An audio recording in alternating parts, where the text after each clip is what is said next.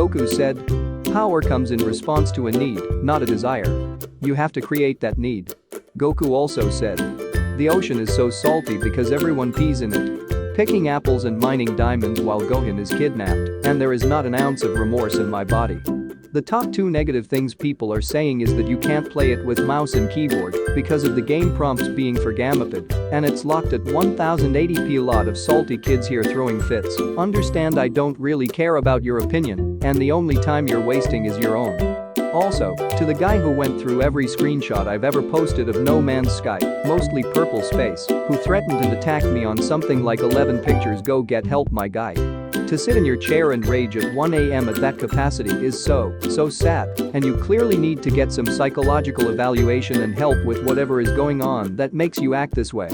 As for the review, I stand by what I said after about 6 hours of play. I lost internet connection on the day I wrote this, so about 4 hours are missing from Steam tracking. I am enjoying it so far, but I enjoy pretty much all the DBZ games, so take from that what you will.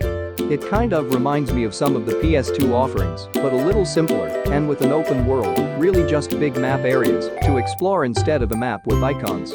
You're going to love this, trust me. What you're seeing now is my normal state. This is a Super Saiyan. And this is what is known as a Super Saiyan that is ascended above a Super Saiyan.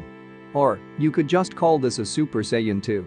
What a useless transformation. You changed your hair, so what? HM, just wait. Has he really found a way to surpass an ascended Saiyan? Is that possible? He must be bluffing. What would that make him? A double Saiyan? And this? Hey, what he doing? And this is to go even further beyond.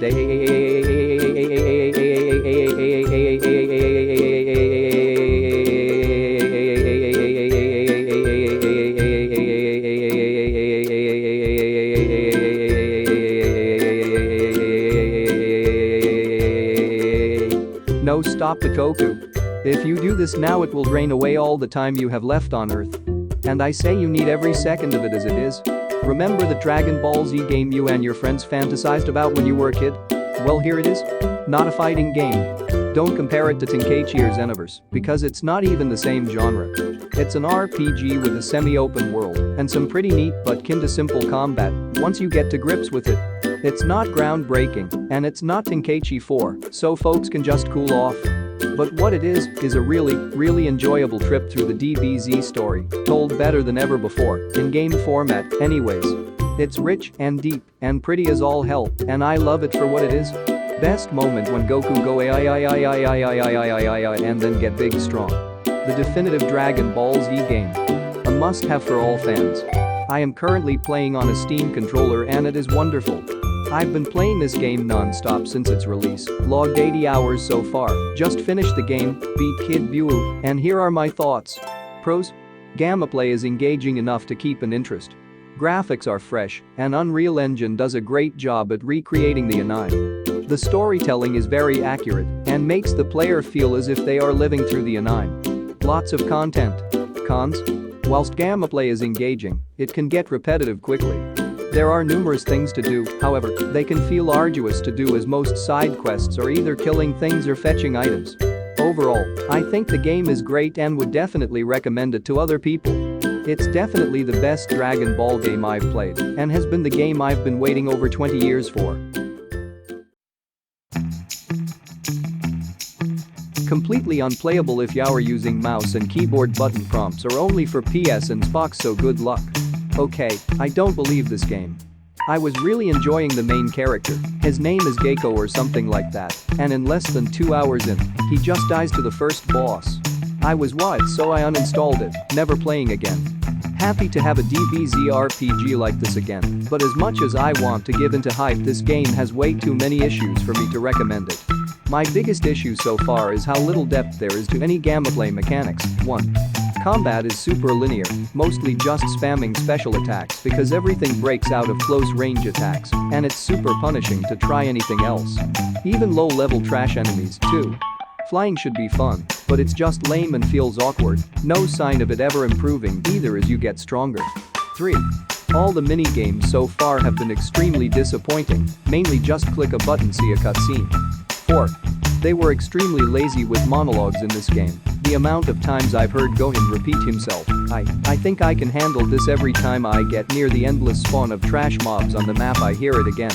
Sadly, it's not just Gohan. Every character seems to only have one line for whatever action they're doing, whether it be combat, mini-games, heck.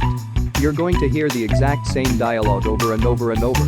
This is the Dragon Ball Z universe as an RPG-ish thing. The world is large, but mostly lifeless. Characters stand in one place and often have nothing or very little to say. In many ways it plays like a Sonic the Hedgehog game, more so than a Dragon Ball fighter or an RPG. The main quests are the events of the show, and the size quests are often fetch quests of go here and punch this guy, or get X number of items. Between these quests have to pick up many Z orbs and medals over the map.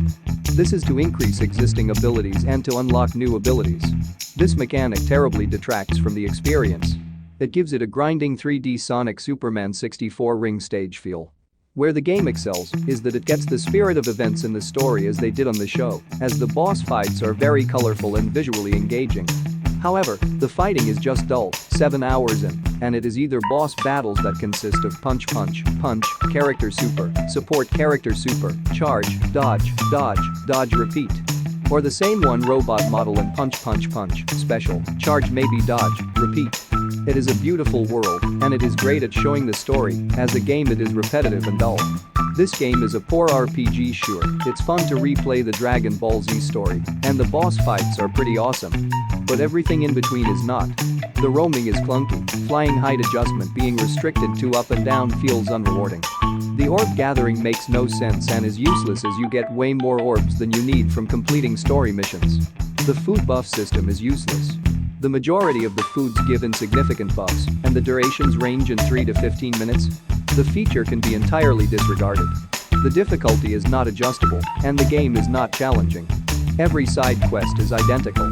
The things game's items are mainly used for cooking, or are a generic gift with some name that you give to characters to gain bonuses. This means that loot can be largely disregarded. As both a gamer and lifelong Dragon Ball fan, I can only describe this game in 2 words. Refund pending.